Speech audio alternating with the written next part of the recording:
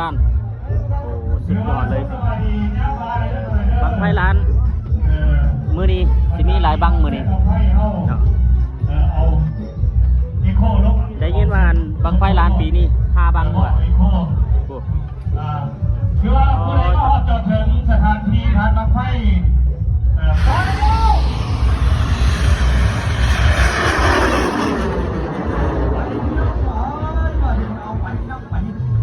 อันนี้เป็นบังไฟแสนของท่านคุณยังใช้ยังไงเนาะขึ้นไปแล้วเนาะบังไฟแสนบังไฟมีแต่บังใหญ่ๆเลยนี่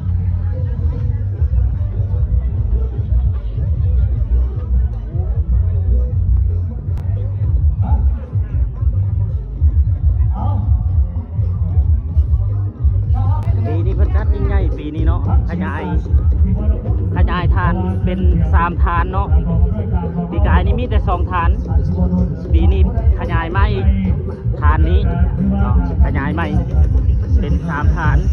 บังไฟแสนปีนี้ได้ยินว่าประมาณ30 ปลายบังหรือว่า3ประมาณนี้แหละเนาะบังไฟล้านแม่น5 บังหรือว่ายิ่งใหญ่ปีนี้นี่กำลังขึ้นทางขึ้นฐานนี่ก็เป็นบังไฟแสน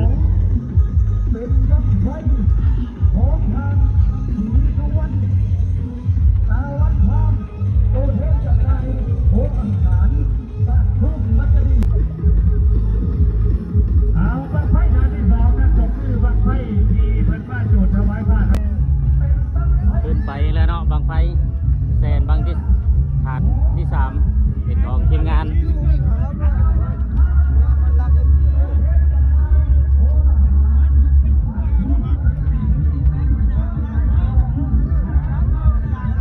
ขึ้นไปพร้อมกัน3 ฐานเลยรอบนี้เนาะทีมงานเพื่อนหลัก FC เหมือนกัน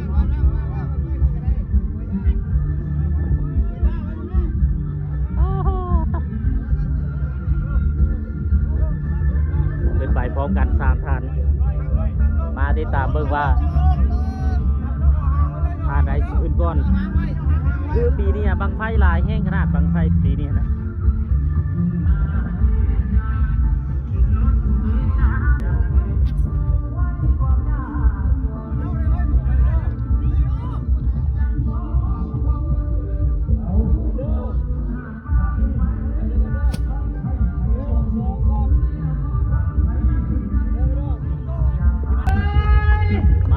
บังไฟ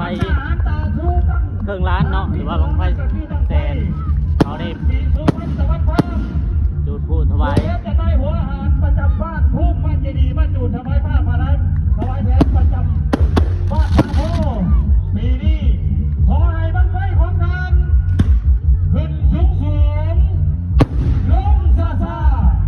ได้เวลาหลายๆท่านศรีสุวรรณตัวแทนจะได้หัวอาหารต้องโชคดีนับถาม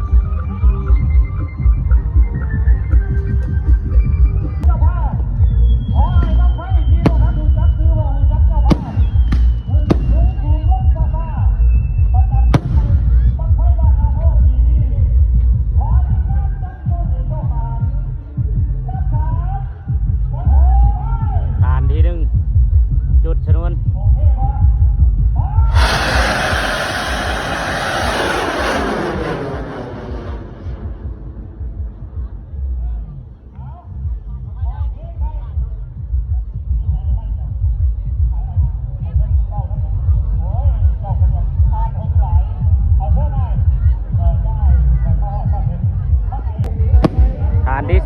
3เริ่มจุดพลุเลยเนาะมาเบิ่งแล้ว บ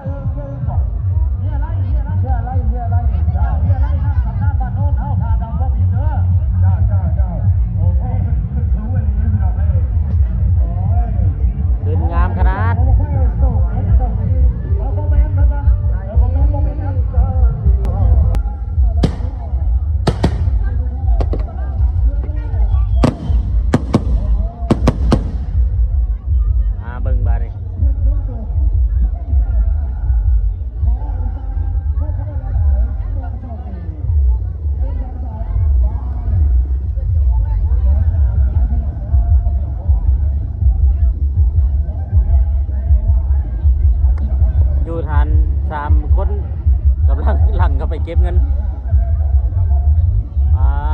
ตัวสะอ่อนเด้